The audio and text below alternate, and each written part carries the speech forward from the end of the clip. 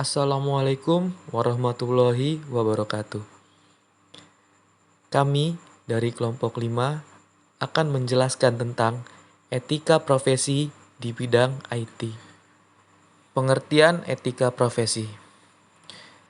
Etik atau etika berasal dari kata ethos dalam bahasa Yunani yang berarti karakter, watak kesusilaan, atau adat.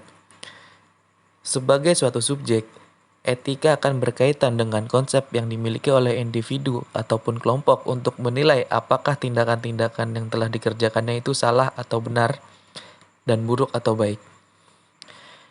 Etika merupakan sebuah cabang filsafat yang berbicara mengenai nilai dan norma moral yang menentukan perilaku manusia dalam hidupnya. Profesi. Profesi adalah pekerjaan yang dilakukan sebagai kegiatan pokok untuk menghasilkan nafkah hidup dan mengandalkan suatu keahlian.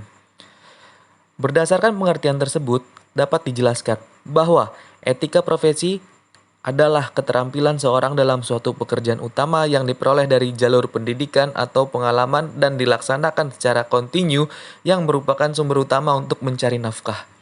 Sedangkan etika profesi adalah sikap hidup berupa keadilan untuk memberikan pelayanan profesional terhadap masyarakat dan ketertiban penuh dengan keahlian sebagai pelayanan dalam rangka melaksanakan tugas berupa kewajiban terhadap masyarakat.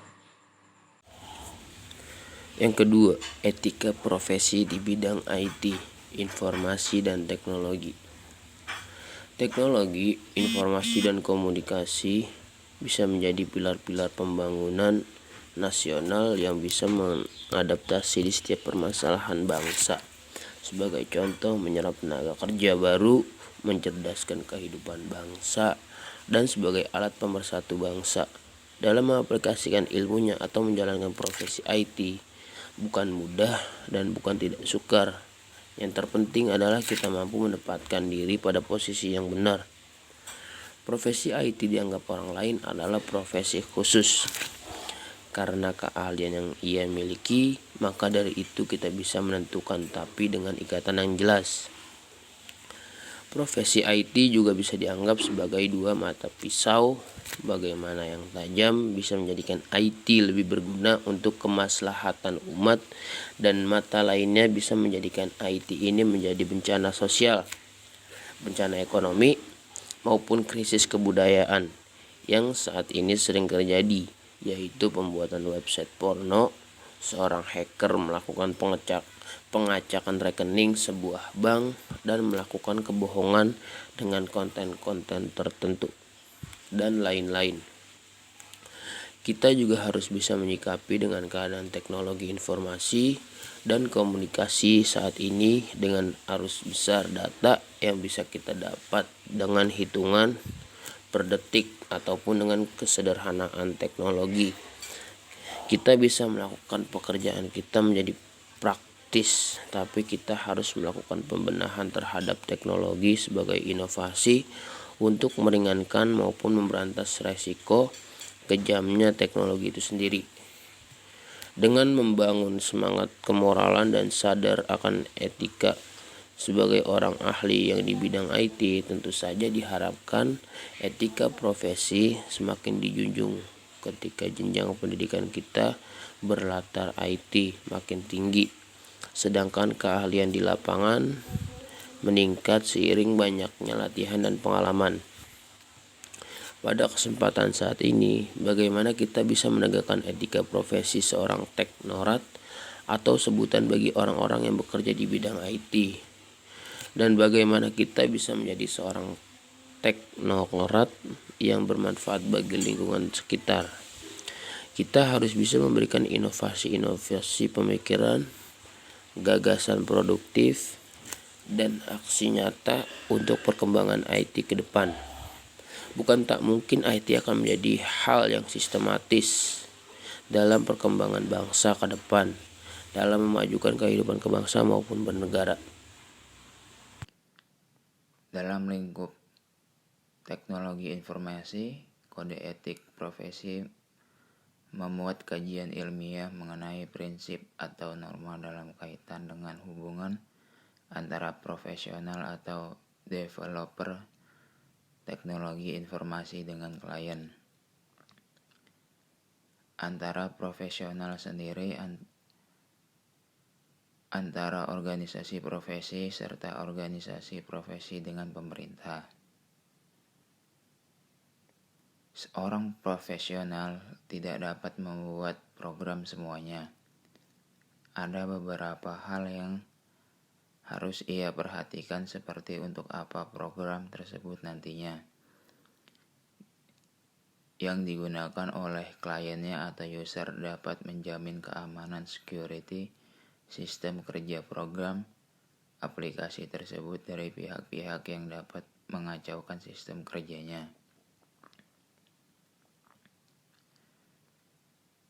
Kode etik pengguna internet ataupun contoh kode etik yang diharapkan bagi para pengguna internet, yaitu ada 3. 1. Menghindari dan tidak mempublikasi informasi secara langsung berkaitan dengan masalah pornografi dan nudisme dalam segala bentuk. Yang kedua, menghindari dan tidak mempublikasi informasi yang memiliki tendensi menyinggung secara langsung dan negatif masalah suku, agama, dan ras atau sara. Termasuk di dalamnya usaha penghinaan, pelecehan, pendiskreditan, penyiksaan, serta segala bentuk pelanggaran hak atas perseorangan, kelompok atau lembaga atau institusi lain. Yang ketiga, menghindari dan tidak mempublikasikan informasi yang berisi instruksi untuk melakukan perbuatan melawan hukum atau ilegal. Positif di Indonesia dan ketentuan internasional umumnya. Etika programmer. Contoh-contoh dari etika kode etik programmer yang diharapkan bagi para programmer. Di sini ada 6 poin. Yang pertama, seorang programmer tidak boleh membuat atau mendistribusikan malware. Yang kedua, seorang programmer tidak boleh menulis kode yang sulit diikuti dengan sengaja. Poin yang ketiga, seorang programmer tidak boleh menulis dokumentasi yang dengan sengaja untuk membingungkan atau tidak akurat. Poin yang keempat, seorang programmer tidak boleh menggunakan kode dengan hak cipta kecuali telah membeli atau meminta izin. Poin kelima, tidak boleh mencari keuntungan tambahan dari proyek yang didanai oleh pihak kedua tanpa izin. Poin keenam, tidak boleh mencuri software khusus development tools. 4. Tanggung jawab profesi TI. Sebagai tanggung jawab moral perlu diciptakan ruang bagi komunitas yang akan saling menghormati di dalamnya, misalnya IPKN atau Ikatan Profesi Komputer dan Informatika.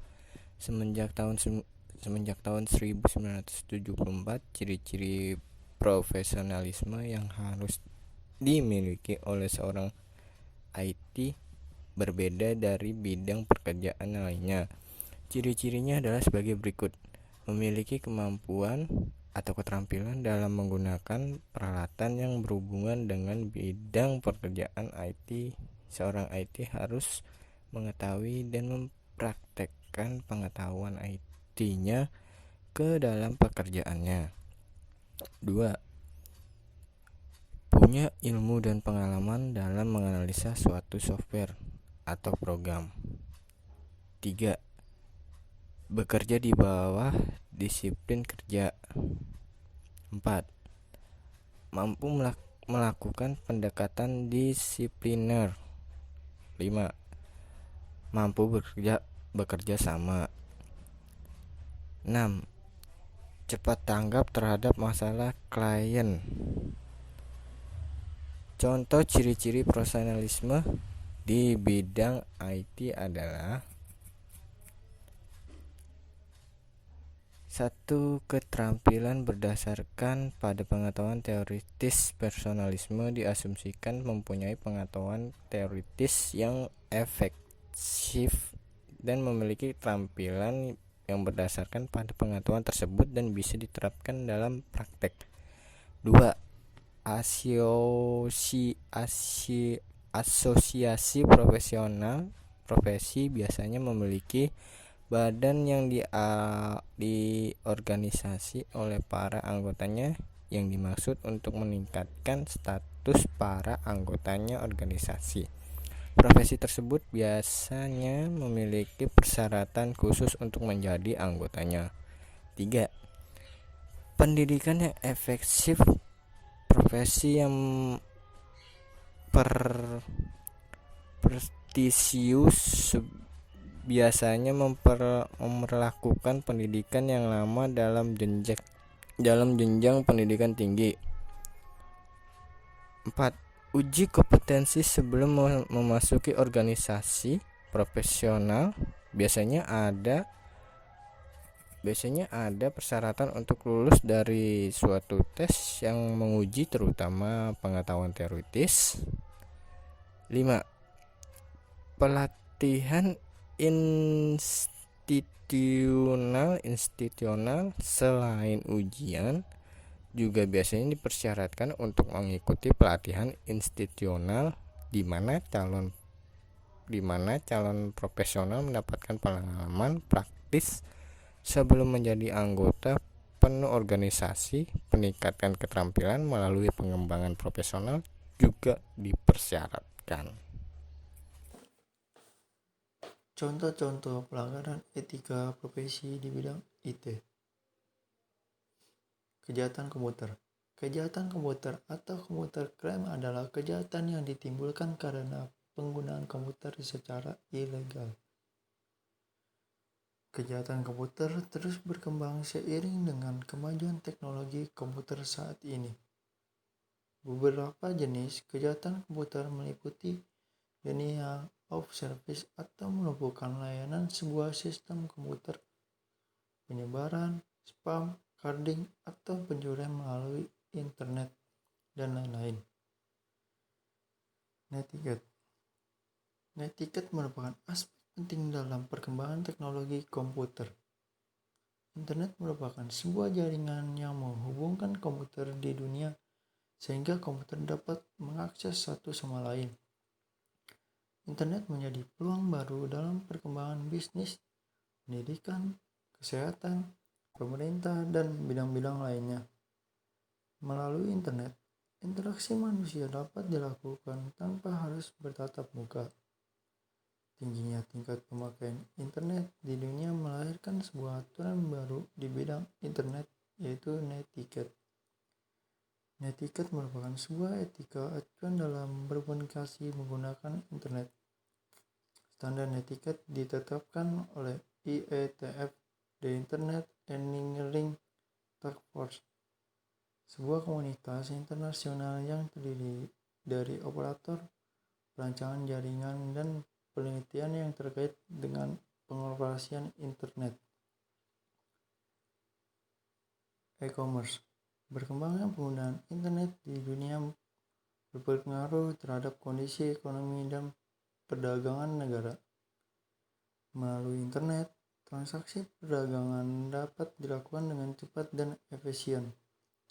Akan tetapi, perdagangan melalui internet atau yang lebih dikenal dengan e-commerce ini menghasilkan permasalahan baru seperti perlindungan konsumen, permasalahan kontrak transaksi, masalah pajak, dan kasus-kasus pemalsuan tanda tangan digital.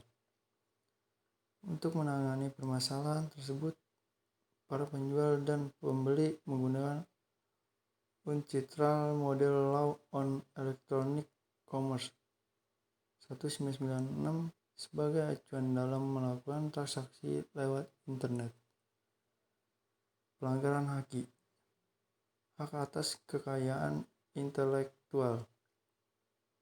Berbagai kemudahan yang ditawarkan oleh internet menyebabkan terjadinya pelanggaran hak seperti pembajakan program komputer, penjualan program ilegal, dan pengunduhan ilegal. Tanggung jawab profesi. Berkembangnya teknologi komputer telah membuka lapangan kerja baru seperti programmer, teknisi mesin komputer, desainer grafis, dan lain-lain. Para pekerja memiliki interaksi yang sangat tinggi dengan komputer sehingga diperlakukan pemahaman mendalam mengenai etika komputer dan tanggung jawab profesi yang berlaku. Sekian yang dapat kami sampaikan. Bila ada kesalahan kata atau pengucapan, mohon dimaafkan. Kami dari kelompok 5 mengucapkan Assalamualaikum warahmatullahi wabarakatuh.